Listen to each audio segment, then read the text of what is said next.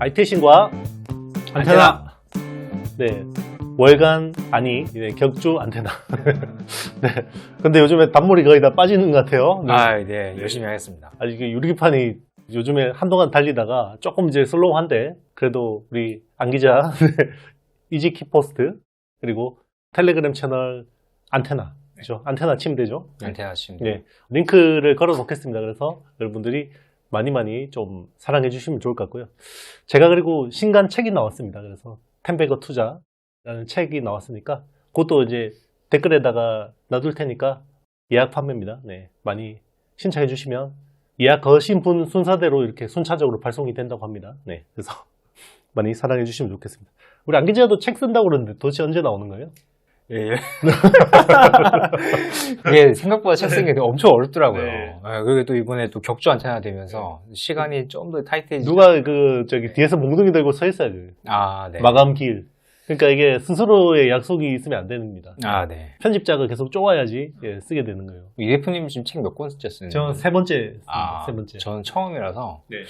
예, 아직 시작도 못했어요. 맞아요. 첫 번째 책이 좀 오래 걸리긴 합니다. 그래도 우리 안 기자가 연내에는 나오기를 바라면서 책 나오면 또 우리 안 기자 또 여기 한번 책 올려놓고 한번 또 이렇게 하도록 하겠습니다. 네.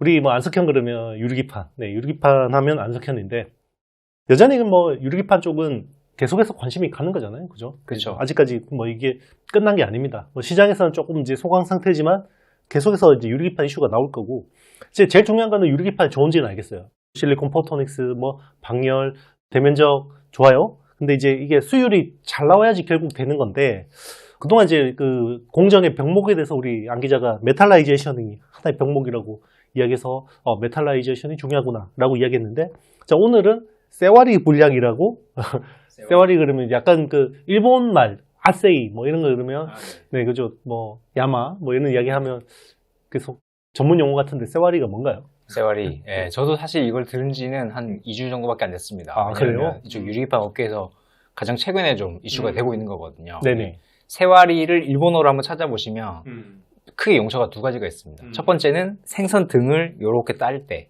그거를 세와리라고 하고요. 그 다음에 나무 강목을 또 중간에를 이렇게 길이 방향으로 이게 틈을 내놓는 걸 세와리라고 하더라고요. 이게 이제 목적은 물론 다른데 그 나무 강목을 갈라놓는 거는 나무가 왜 이게 건물을 지어놓으면 수축팽창하지 않습니까? 그렇죠. 근데 그거를 갈라놓으면 요 안에서 약간 그 응력이 릴리즈가 된다고 해요. 그래서 사전에 좀 갈라놓는 그런 목적으로 하는데 마치 그 강목에서 틈이 벌어지듯 유리기판을 만들어 놨더니 중간에가 보통 우리가 유리 깨지는 거 생각하면 요 가운데가 딱 갈라지는 요거 생각하잖아요. 그렇죠. 아니면 중간에 뭔가 크게 구멍이 생기거나. 근데 그게 아니라 요 옆으로 아래로 딱 벌어진다는 거예요. 예, 중간에가 탁 쳐가지고 아래로 딱 벌어진 이런 현상이 벌어진다고 하는데 그걸 본 사람들이 이거 마치 생선 세와리 하는 것 같구나. 그리고 강목에 세와리 하는 것 같구나 해서 지금 한 2주 전부터 굉장히 이쪽 업계에 뜨겁게 이슈가 되고 있습니다. 예. 물론 그 전에 있었겠지만 제가 안 건 그 정도 됐고요. 하여튼 최근 이슈인 건 맞습니다. 하여튼 뭐 나중에 용어가 이게 세와리가 계속 될지 아니면 새로운 용어가 뭐 나올지는 모르겠습니다만 예전에 유리 뭐 치핑 그럴 때도 여기 되게 생소했었거든요. 그죠? 치핑이라는 용어도. 어쨌든 그러면 이제 세와리 분량은 결국 뭐 자르는데 뭐 문제가 그러니까 생선 등을 가른다 그러면 결국 그러면 싱귤레이션 공정 쪽에서 문제가 생기는 건가요? 그렇게 봤었죠. 왜냐하면 이게 싱귤레이션이 뭐 이름에서도 느껴지지만 원래 500 by 500 정도 되는 큰 거를 요 하나하나 자르는 걸 우리 싱귤레이션이라고 하지 않습니까? 그렇죠. 이렇게 자를 때 보통 아위로 퍽 벌어져가지고 세와리가 생기거나 아니면 다 잘라놨는데 내일 생기거나 모레 생기거나 그렇다 그래요.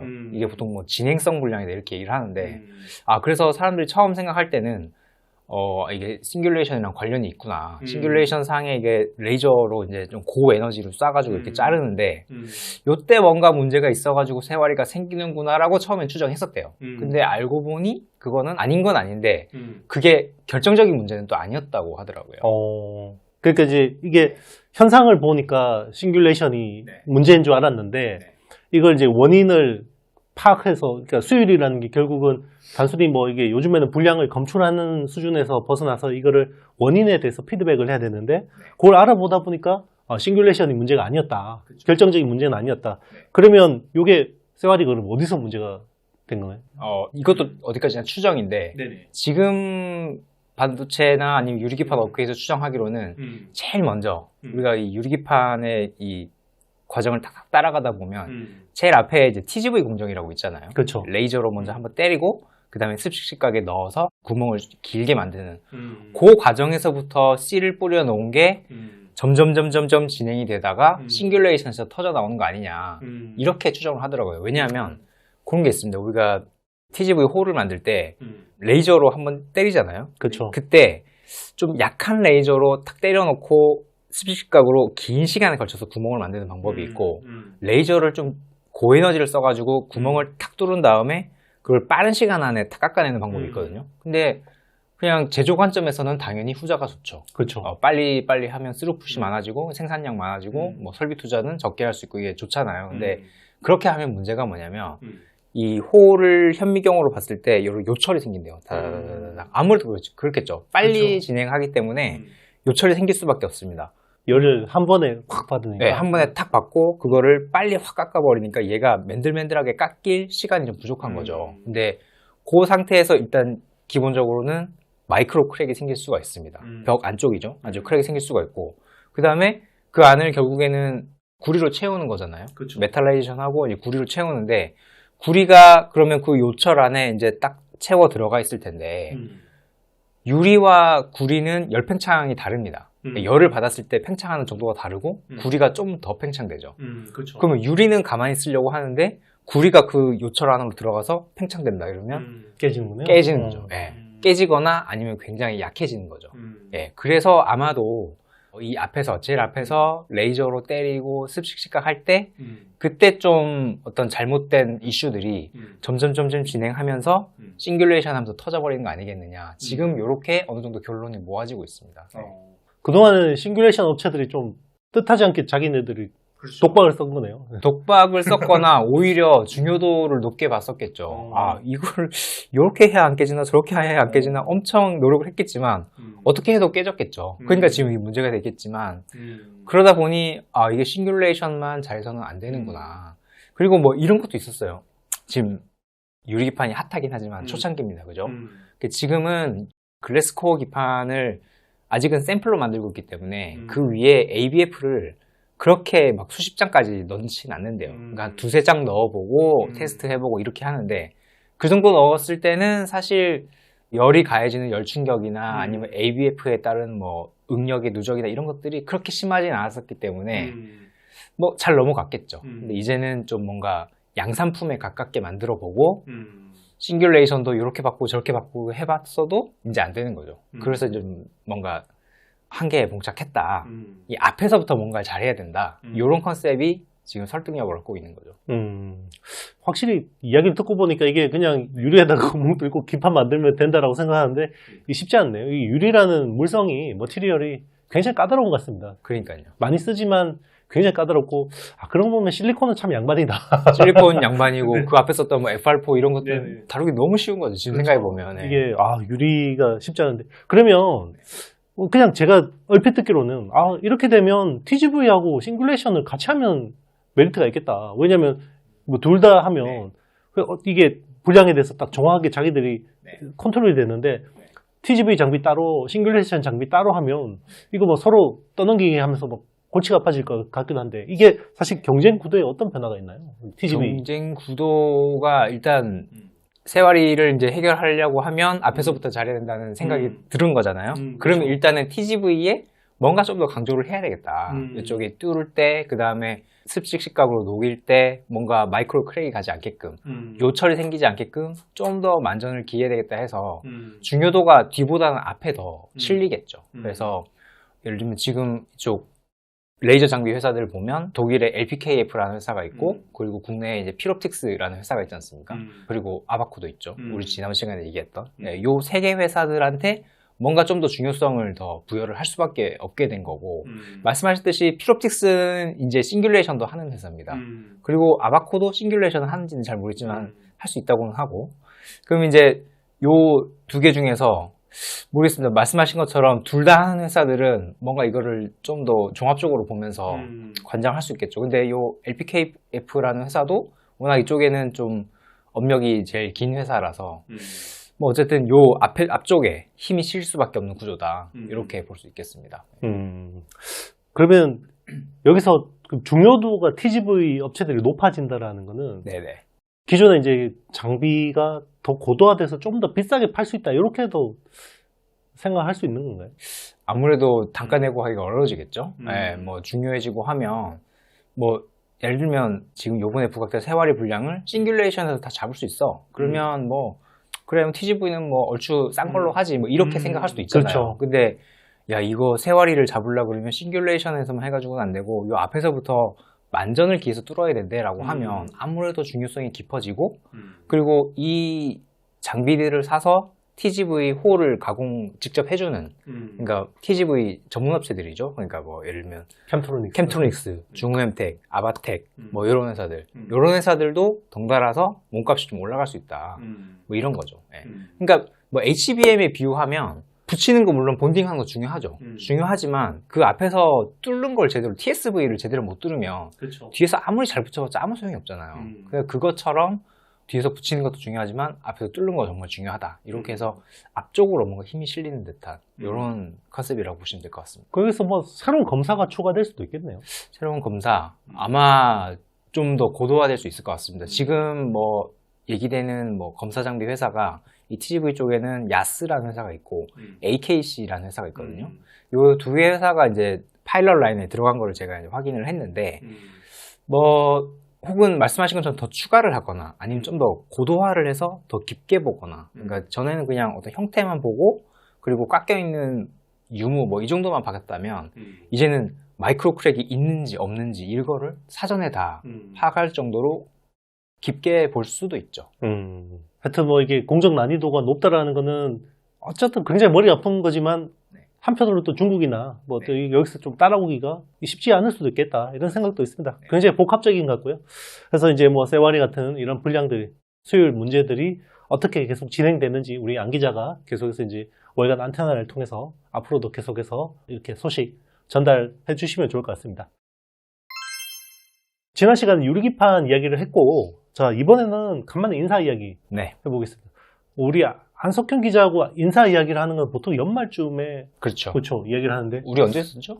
작년 이제 말에 삼성 인사 12월에 네 그렇죠. 이제 인사에 대해서 분석을 했었고 지금은 이제 그러면 인사 이야기 나온다라는 건 중간 인사가 그렇습니다. 가능성이 있다라는 건데 최근에 이제 이재용 회장의 말이 점점 독해지는 것 같은데 네. 이게 이제 그러면 결국 중간 인사를 위한 어떤 빌드업 빌드업이라고 볼 수 있는 건가요? 좀 그렇게 보이죠. 그러니까 과거 기사들 한번 찾아보시면 삼성전자가 중간 인사는 항상 2020년 전후로 해가지고 시작했었습니다. 그 7월 1일자로. 그러니까 당사자한테는 한 6월 30일 아니면 29일 정도에 이제 통보가 가고 그 7월 1일자로 인사를 했었는데 이게 굉장히 소규모였기 때문에 그래봤자 이제 사업부 내에 임원들 자리 몇 개 바꾸고 그리고 뭐 나갈 사람 나가고 들어올 사람 들어오고 뭐 이 정도였기 때문에 외부에 공표하지 않았죠. 그래서 아주 일부 인사들만 이제 기자들이 취재해서 쓰는 것만 나오고 뭐 있는 점지도 모르고 그냥 넘어간 게 그냥 자연스러웠어요. 근데 그렇죠. 올해는 다를 것이다.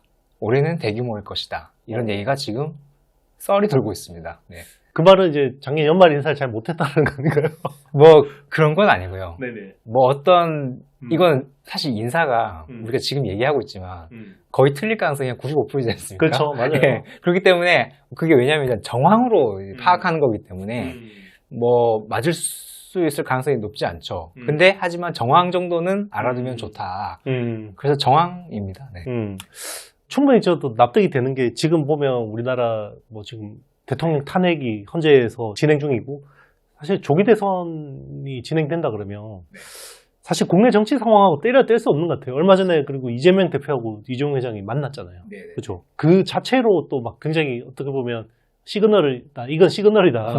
네. 국정원보다 정보가 많은 삼성에서 그렇습니다. 야당 대표를 만난 거는 뭐 그런 이야기도 하기도 했고, 자 그거하고 이제 관련성이 있다고 볼 수 있나요? 중간 인사가? 또 분명히 관련성이 있고 그냥 하지는 않았을 것 같은 게 뭔가 이 7월 1일을 전후로 해서 우리나라의 정치 경제 관련된 이벤트들이 굉장히 예정되어 있는 게 많습니다. 방금 얘기하신 것처럼 뭐 대통령이 모르겠습니다. 아직 이 녹화하는 날짜를 기준으로 인용이 될지 안 될지는 모르겠지만 일단 그거 하나가 있죠. 만약에 임용이 된다고 치면 60일 안에 대선이 이루어지고 그렇죠. 그 바로 다음날부터 임기를 시작하잖아요. 그러니까 뭐 정말 빨리 보면 뭐 6월 이 안에 새 정부가 탄생을 할 수 있다는 거죠. 그리고 여기에 되게 결정적인 하나의 어떤 트리거가 또 하나 있는데 이재용 회장의 대법원, 그러니까 3심 판결이 그 비슷한 시기에 나올 수가 있습니다. 이제 기억해 보시면 이재용 회장이 2심에서 무죄를 받았었죠. 그 날짜가 2월 3일입니다. 그리고 2월 7일 날 검찰이 상고를 했어요.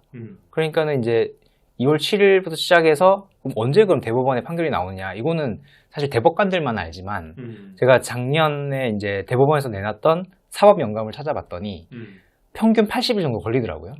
형사사건 같은 경우에. 그러면은 2월 초부터 시작해서 80일이면 얼추 또 이것도 한 6월 되는 거죠. 그러네요. 예. 공교롭네요. 공교롭죠. 네. 그러면 만약에 1, 2심처럼 이재용 회장이 무죄가 나와? 그러면은 이제 어떤 사법적인 굴레를 완전히 벗어 던질 수 있는 거잖아요. 그러면 이제 뭐랄까 외부에서 보기에 그동안에는 어떤 공개적 행보를 하면 아니, 재판받고 있는 상황에서 뭘 저렇게 하나 이렇게 지탄을 할 수도 있지만 그렇죠. 만약에 법적 굴레를 다 벗어버리면 이제 그런 게 없는 거죠.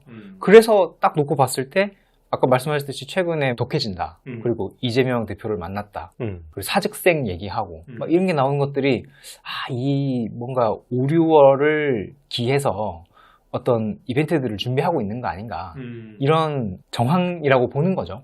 그리고 이건 좀 약간 사담인데 최근에 우리 그 기사 보셨어요? 이재용 회장의 아들이 해병대 간다 뭐 이런 네, 본 것 같아요. 어떤 언론에 나왔다가 기사가 결국에는 반박이 됐습니다. 이재용 회장의 아들이 지금 미국에서 유학하고 있는데 해병대에 지원을 했고 그래서 미국 국적을 지금은 이제 복수 국적자인데 미국 국적 버릴 거다 이런 기사가 나왔었어요. 결국에는 아닌 걸로 밝혀지긴 했지만 동명이인으로 밝혀지긴 했지만 이것도 이거 이재용 회장이 뭔가 공적인 어떤 활동을 시작하는구나 이런 시그널로 받아들였단 말이에요. 이게 또 그러던 와중에 이게 사실 뭐 좀 갑자기 불의의 사고가 났죠. 오늘 3월 25일자 지금 촬영 중인데 한종희 부회장이 갑자기 이제 심정지로 이제 작고를 하셨어요. 갑자기. 네, 맞습니다. 요게 또 어떻게 보면 그러면 계속 비워놓을 수가 없으니까. 네. 또 이게 사실 그거 알고 이 코너를 준비한 건 아닌데. 그런 건 그죠? 아닙니다. 네. 그럼 이제 이게 또 변수가 될 수 있죠. 인사에서. 아무래도 뭐 그런 요인이 될 수는 있죠. 이게 한종희 부회장이 이제 맡고 계셨던 게 DX 부문장 그리고 생활가전 사업부장을 겸임하고 계셨거든요. 그러면 VD 사업부장은 크게 보면 TV 쪽은 용서우 사장이 있기 때문에 이분이 뭐 이끌어갈 수 있지만 생활가전 사업부장하고 DX 부문장은 좀 공석이 될 수밖에 없단 말이죠. 근데 이거를 연말까지 비워두기는 사실상 어려워요. 그렇죠. 이게 좀 삼성의 큰 4개 축 중에 하나이기 때문에 이걸 비워놓을 수는 없고 6월 말 이때까지는 뭐 임시 체제로 간다고 하더라도 7월 1일 요 중간 인사쯤에는 분명히 채워줘야 될 겁니다. 요것도 정말 공교롭지만 요 어떤 하나의 좀 뭐 트리거가 될 수 있는 거죠. 네. 그렇죠. 우리 생각해보면 DS 부문장이 작년 6월에 바뀌었어요. 그죠? 그렇죠. 네. 그러니까 이게 이제 부문장이 자꾸 이제 중간 인사로 바뀌는 이게 어떻게 보면 진짜 정례화돼 버릴 수도 있겠다는 생각도 드는데요. 그러면 이제 DS 부문장이 바뀌면 사실 또 자기하고 손발이 맞는 사람들을 또 이제 세팅하려고 하잖아요. 네, DX 부문장. 그렇죠. 네네. DX 부문장. DX 부문장. 네네. 작년에 이제 DS 부문장이 바뀌었고. 네. 그러니까 또 이게 연말 인사 폭이 굉장히 커질 수도 있겠다. 작년에 우리가 제일 이야기했던 게 전정연 부회장의 인사가 되냐 안 되느냐 이게 이제 되게 중요하게 이야기했었는데 이제는 세트 부문의 인사가 굉장히 폭이 커질 수도 있겠다. 사실 이게 그러면 결국 그러면 삼성의 투자에도 직결이 되잖아요. 우리 사실 투자자들 입장에서는 그 밑에 있는 밸류 체인들이 이런 것들이 만약에 이 이벤트로 인해서 투자가 지연되면 굉장히 안 좋은 거고. 그렇죠. 굉장히 지금 뭐 그러면 이재용 회장의 어떤 사법 리스크가 벗고 뭔가 이제 정치 체제가 바뀌게 되면 투자가 굉장히 빨라지겠다. 새 정부하고 뭔가 이게 손발을 맞춰서 뭐 이런 것도 이제 우리가 막 시나리오를 돌려볼 수 있는 건데 좀 어떻게 봐야 될까요? 일단 역대로 보면 신정부가 출범을 하면 그러니까 이번처럼 어떤 불의의 사고로 인해서 신정부가 출범하는 게 아니라 뭐 5년에 한 번씩 이게 출범하더라도 원래 항상 정권 초반에 뭔가 이렇게 이벤트들을 해왔잖아요. 그렇죠. 그래서 정권 말이 되면 좀 중요한 게 있어도 야 이게 내년으로 미루자 해가지고 좀 모아놨다가 맞아요. 예. 신정부 때 빵 터트리는 좀 이런 효과가 맞습니다. 있잖아요. 예. 그런 것들이 또 삼성전자 이재용 부회장의 어떤 사법 리스크를 좀 벗어던지는 시점 이런 거랑 다 맞물리고 그리고 또 이런 것도 있습니다. 이게 맞는지 아닌지 모르겠죠. 일단 오늘은 썰을 얘기하는 날이니까 그쵸? 예, 말씀을 드리면 정현호 부회장이 그쵸. 사업지원 TF장이죠. 이재용 회장의 법적 리스크가 끝나면 원만하게 해결이 되면 나는 용서하겠다라는 얘기를 주변에 좀 했었대요. 그래서 그래 그러면은 이번에 만약에 그 대법원이 판결이 좀 좋게 나온다 이러면은 정현호 회장이 내려오시고 그동안 사실 그런 지탄을 되게 많이 받으셨잖아요. 삼성이 투자를 되게 소극적으로 하고 해야 될 때 안 하고 안 해야 될 때 하고 뭐 이런 것들이 사업 지원 TF 상에서 너무 검토를 오래 하고 검토를 잘못하는 이런 얘기 있었잖아요. 그럼 만약에 진짜 이 삼성이 구조본이라고 할 수 있는 사실상 구조본이죠. 그렇죠. 미래전략실. 네, 미래전략실이라고 할 수 있는데 거기에 어떤 장이 바뀐다라고 하면 그것도 또 어떤 투자의 어떤 컨셉이 그동안에 삼성이 가지고 있던 투자의 컨셉이 좀 바뀔 수 있는 좀 계기가 될 수도 있는 거죠. 네. 오늘은 썰을 이야기하는 날이니까 네네. 그냥 다 물어볼게요. 그러면 정현호 부회장의 후임은 지금 누가 유력하다고 지금? 네, 지금 두 명이 얘기가 되고 있는데. 네네. 요거 썰입니다. 여러분. 네, 두 명이 얘기가 되고 있는데 일단 첫 번째로 박학규 사장, 사업지원 TF의 넘버 2입니다. 그러니까 정현호 부회장 바로 밑에. 이분은 우리가 작년 연말에 삼성 인사 얘기할 때 한번 얘기했었죠. 그러니까 무선사에서 경영지원실에 있을 때 공정위가 쳐들어오니까 몸으로 막으셨다는 네, 고분이시죠. 네. 고분이 충성심이 과하시네요. 삼성에 대한 사랑이 대단하신 분이죠. 네, 그래서 이분이 이제 그 정현호 부회장의 자리를 리플레이스 할 수 있다. 요 시나리오가 하나 있고요. 그 다음에 최윤호 사장, 지금 삼성 글로벌 리서치의 경영진단실장 하고 계시는 분입니다. 원래 SDI 사장 하셨어요. SDI 사장 하시다가 작년에 갑자기 인사 때 경영진단실을 만들더니 원래 그런 얘기 전혀 없었거든요. 그렇죠. 너 가 하더니 여기 이제 경영진단실의 사장을 맡고 여기 이제 유탄을 맞은 분이 삼성 디스플레이 최주선 사장이 너가 그럼 SDI로 가라 해가지고 이분이 지금 SDI 가가지고 욕을 엄청 먹고 계시고 유상증자하고 막 그렇죠. 이러면서 하고 계시고 하여튼 그래서 요 최윤호 사장 아니면 요 박학규 사장 요 둘 중에 한 분이 아마도 정현호 부회장 자리를 리플레이스 할 것이다. 그래서 좀 요런 큰 그림까지 봐서 그러니까 내년에는 중간 인사 7월 1일에 크게 있을 것 같으니까 큰 그림을 봐서 최윤호 사장을 급하게 SDI에서 경영진단실로 보냈다. 왜냐면 좀 경쟁을 좀 시켜가야 될 거 아니에요. 그렇죠. 네. 그래서 요 둘을 붙여놓은 거다. 이런 얘기가 또 있더라고요. 사실 그 삼성에서 인사는 굉장히 중요하고 이게 국내 서플라이 체인 매니지먼트에 굉장히 중요한 또 어떤 정책적인 변화가 있을 수도 있잖아요.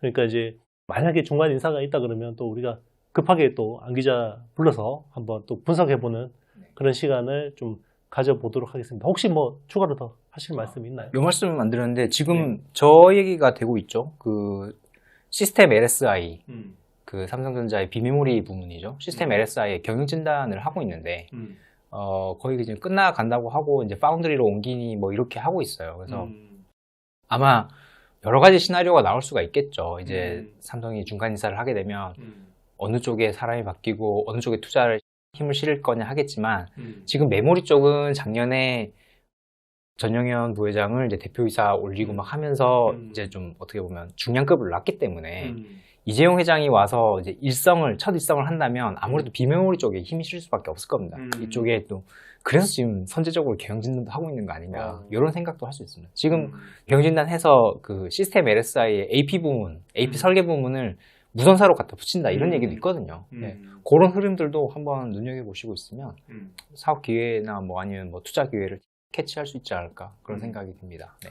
최근에 이제 뭐 이런 파운드리 관련된 밸류 체인들이 주가가 좀 많이 빠져 있어요. 작년 말 연초에는 좀 굉장히 기대감이 있었는데 지금 뭐 경영 진단 받고 그러면서 좀 조정받아 있는데 뭐 그러면 그런 쪽에서 DSP나 이제 IP 쪽 그런 쪽을 한번 주목해 보시는 것도 뭐 이거는 시나리오니까 여러분들이 잘 판단하셔가지고 투자에 좀 활용하시면 좋을 것 같습니다. 그러니까 뭐 그런 거죠. 지금 정현현 부회장이 계시는데 이재용 회장이 나와가지고 메모리 쪽에 뭐 이렇게 투자했습니다 이렇게 하기에는 조금 좀 그렇죠.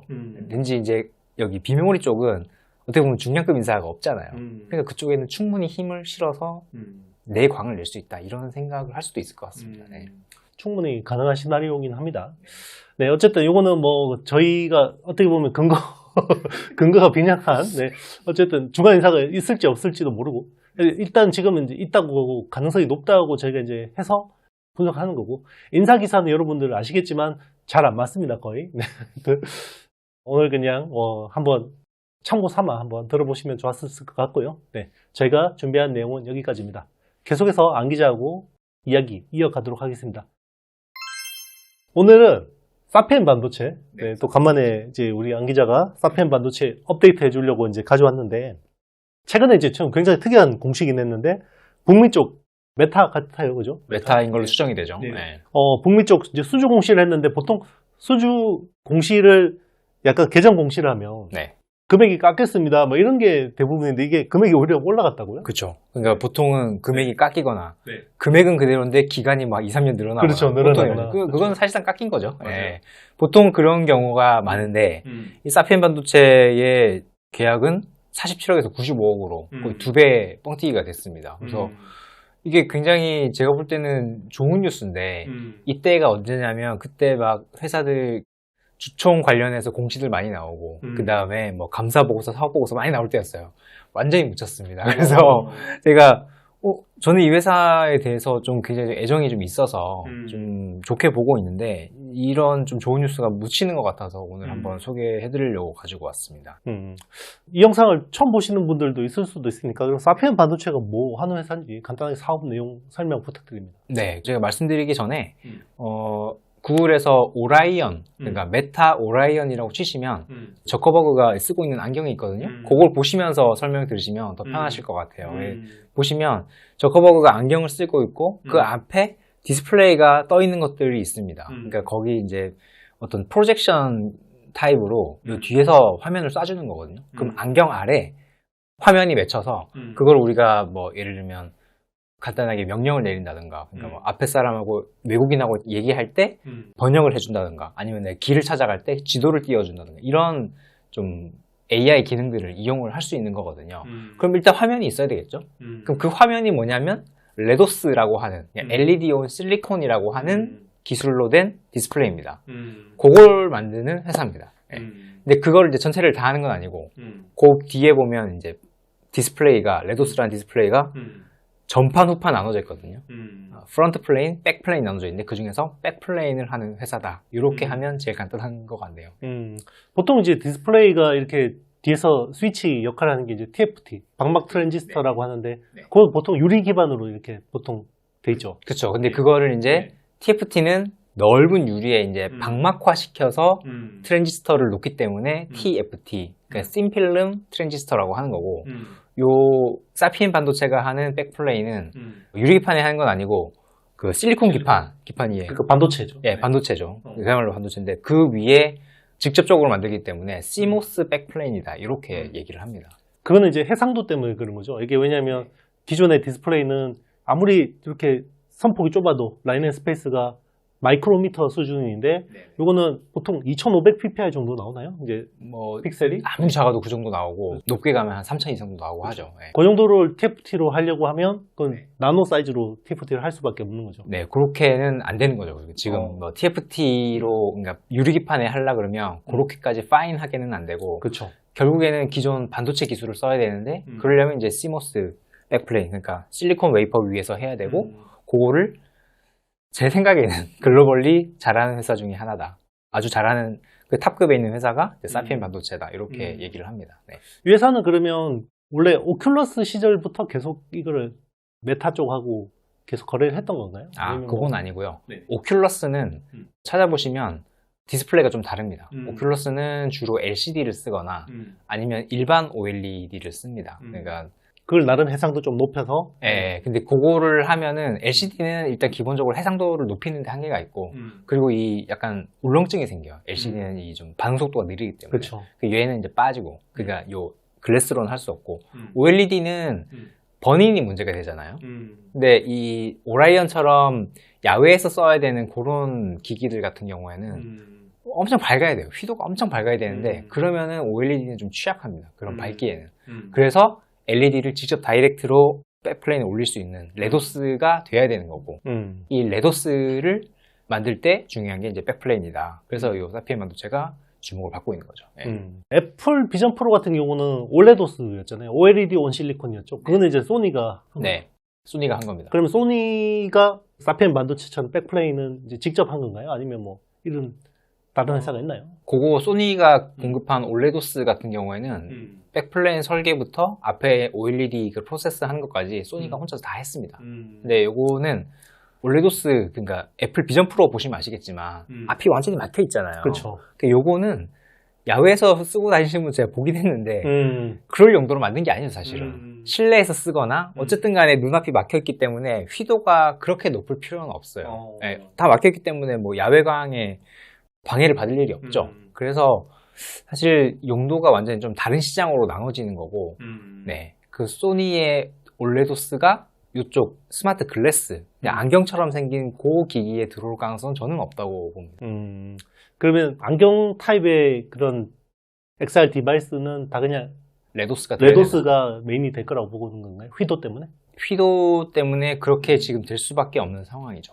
그 외에는 제일 지금 중요하다고 생각되는 게 요 XR 글래스에서 가장 중요한 게 휘도가 가장 중요하고, 그 다음에 저전력, 당연하겠죠. 요 안경테 안에 아주 조그마한 배터리가 들어가는데, 그렇죠. 그거 하나로 다 하려 그러면 저전력이 중요한데 그 모든 걸 만족하는 기술은 요 레도스밖에 없다. 이렇게 봐지거든요. 네. 그러면 이제 뭐 이게 메타의 어떤 밸류 체인에서 굉장히 중요한 회사라는 건 알겠는데, 그러면 앞으로 이 회사가 좀 더 이제 확장되거나 좀 더 이제 그러면 메타 외에 뭐 중국이나 이런 쪽에다가 추가로 납품할 그런 업사이드는 어떻게 보고 있나요? 저는 좀 높다고 보는 게, 왜냐하면 방금 말씀드린 그 레도스가 굉장히 만들기 어렵습니다. 왜냐하면 픽셀 하나의 크기가 한 2마이크로, 3마이크로밖에 안 된다거든요. 그걸로 거의 한 FHD급 화면을 만들어야 되니까 얼마나 미세하겠어요, 그죠? 그 중에 만약에 하나 불량이 나면 이제 버려야 되는 거고, 그리고 만약에 리페어를 한다 그래도 굉장히 골치 아프죠. 그 조그만 걸 무슨 수로 리페어를 하겠어요, 그죠? 현미경으로 쫙 당겨가지고 해야겠네요. 네. 그래서 뉴스 찾아보면 우리도 레도스 헤어라고 하는 회사가 글로벌리 굉장히 많습니다. 많긴 한데 제가 이리저리 알아봐도 그거를 양산 개념으로 만들 수 있는 회사는 중국의 JBD라고 하는 회사밖에 없습니다, 사실. 예, 그 트렌드포스나 이런 데 보시면 JBD에 대해서 좀 상세하게 설명해 놓은 게 있는데, 그 회사 하나만이 그래도 우리 샘플 좀 갖다 주세요, 우리 테스트 해보게요 했을 때 그래도 몇 달 안에 샘플을 갖다 줄 수 있는 회사는 JBD밖에 없다고 하거든요. 근데 요 JBD가 픽한 회사가 사피엔 반도체이기 때문에 JBD는 지금 글로벌로 거의 대부분의 스마트 글래스를 만드는 회사들하고 컨택을 하고 있고 실제로 제품도 공급을 하고 있습니다. 그러니까 JBD가 나가는 데들은 이 사피엔의 시모스 백플레인이 같이 따라 나갈 수밖에 없는 그런 구조라고 볼 수 있죠. 그러면 JBD가 뭐 중국의 스마트 글래스 만드는 뭐 세트 회사들은 많거든요. 그런 데들 이제 하면 뭐 따라서 같이 나갈 수 있는. 그래서 보면 사피엔 반도체가 그동안에 뭐 단일 공급 계약 공시들을 많이 합니다. 보면 뭐 국적도 되게 다양하고, 그 다음에 뭐 용도도, 금액도 다양하고, 용도도 되게 다양하거든요. 보면 여러 회사들, 그러니까 JBD가 컨택하고 있는 거의 대부분 회사들하고 협업을 하고 있는 게 아닌가, 그렇게 추정을 해볼 수는 있죠. 향후에 애플리케이션이 XR 말고 뭐 로봇이라든지 아니면 자율주행이라든지 드론이라든지 이런 쪽으로는 확장될 가능성은 없는 건가요? 인터페이스 자체는 이제 로봇, 이제 사람이 보는 거기 때문에 로봇에는 들어갈 일은 없겠죠. 로봇에 들어갈 일은 없는데, 이 드론에 이제 보면 드론도 결국은 사람이 이제 컨트롤 하는 거잖아요. 근데 컨트롤러가 지금은 컨트롤러에 작은 화면이 이제 붙어 있고 그걸 보면서 조종 컨트롤을 하는데, 만약에 이거를 안경 타입으로 만들어서 뭐 드론을 날릴 수 있다. 실제로 파일럿 수준의 그런 것들을 제어가 필요하다 그러면 그런 제어가 필요하다 그러면 거기에 탑재될 수 있고, 그리고 방산용으로는 굉장히 지금 많이 검토가 되고 있습니다. 아, 그래요? 이제 뭐 이거를 뭐 무기로 쓰는 건 아니고, 영화들 보면 파일럿이 쓰는 헬멧이 있죠. 그러니까 헬멧에 보면 앞에 화면 띄워주잖아요. 그렇죠. 그 화면 띄워줄 때 이제 그것도 이제 프로젝션 타입으로 이제 쏴가지고 앞에다가 이제 비행기의 속도나 아니면 적이 오고 있는 방향이나 이런 걸 다 표시를 해줘야 되는데, 그런데 쓸 때 레도스 디스플레이가 아주 요긴하게 쓸 수가 있죠. 아무래도 올레도스보다는 좀 더 야외에서 쓰거나 아니면 뭐 이럴 때 유리하고 신뢰도도 좀 높기 때문에 아무래도 이건 좀 각광받을 수 있을 것 같습니다, 그쪽으로는. 이쪽 기술에서는 이 회사가 탑이라고 생각하시는 거죠? 그러니까 일단 아직은 시장이 초창기이기 때문에 어떻게 발전될 수도 있겠지만 지금 현재 상황에서 사피엔 반도체만큼의 어떤 저전력 설계나 아니면 고화질 설계를 할 수 있는 회사는 저는 아직은 못 봤습니다. 어쨌든 이거는 이제 결국은 애플리케이션이 AI 디바이스에서 어떤 이제 역할을 차지하는지가 되게 중요한 것 같고, 결국 이제 메타 플랫폼스의 어떤 향후 사업 확장 가능성, 그리고 이제 그걸 따라서 또 이제 다른 디바이스 업체들이 어떤 흐름을 이어가는지가 되게 중요할 것 같습니다. 혹시 여기에 뭐 추가로 덧붙일 말씀이 있으신가요? 제가 이걸 설명 안 드렸던 것 같은데 이번에 그 계약이 47억에서 95억으로 높아졌다고 했잖아요. 네. 근데 그거를 어떻게 된 건지 제가 좀 이리저리 좀 취재를 해봤더니 왜냐면 메타에서 뭔가 이 디스플레이의 기능을 좀 업그레이드 한다고 해요. 그러니까 이 스마트 글래스의 세대를 보면 1세대, 2세대, 3세대를 나눌 수 있거든요. 1세대는 디스플레이 없는 타입, 2세대는 디스플레이가 있으되 굉장히 저해상도의 그냥 일반적인 그 텍스트 정도만 띄워줄 수 있는 타입, 3세대는 거의 공간 컴퓨팅이 가능한 타입, 이렇게 구분을 하는데 아무래도 이번에 수주한 거는 금액대나 이런 걸 봤을 때 3세대 타입인 것 같고 요게 양산 목표는 메타가 내부적으로 잡고 있는 게 한 2027년 뭐 이 정도라고 합니다. 그러면 여기에 들어가는 소재 부품단에서는 2026년부터 양산을 해야 되겠죠. 그러면 요번에 계약한 거는 NRE 계약이거든요. 개발 계약. 그러니까 요건 일시불로 끝나는 거고 양산이 되는 시점에 요게 양산 계약으로 전환이 되면 지금보다는 좀 완전히 다른 차원의 어떤 매출이 잡힐 수 있다. 그러니까 어떻게 보면 반도체 IP 사업하고 비슷하죠. IP 사업도 처음에 라이선스는 좀 그냥 일반적인 그냥 일시불로 받고 그 다음에 양산으로 넘어가면 쫙 이게 로열티가 쭉 올라가잖아요. 그렇죠. 그런 식의 계약을 2026년쯤에 할 수 있다. 요 시점도 한번 봐두시면 좋을 것 같습니다. 그러니까 이게 어떻게 보면 사람의 머리에서 나오는 설계, 무형, 자산을 기반으로 하는 회사이기 때문에 지금 DSP나 IP 기업들 중에서도 제대로 뭐 이렇게 이익을 내는 회사들은 없지만 향후 이제 이런 가는 방향이기 때문에 여러분들이 한번 관심 깊게 뭐 투자에 잘 참고하시면 좋을 것 같습니다. 저희가 준비한 내용은 여기까지고요. 격주 안테나, 월간 안테나, 또 다음에 더 좋은 내용으로 찾아뵙도록 하겠습니다. 여러분 안녕. 안녕.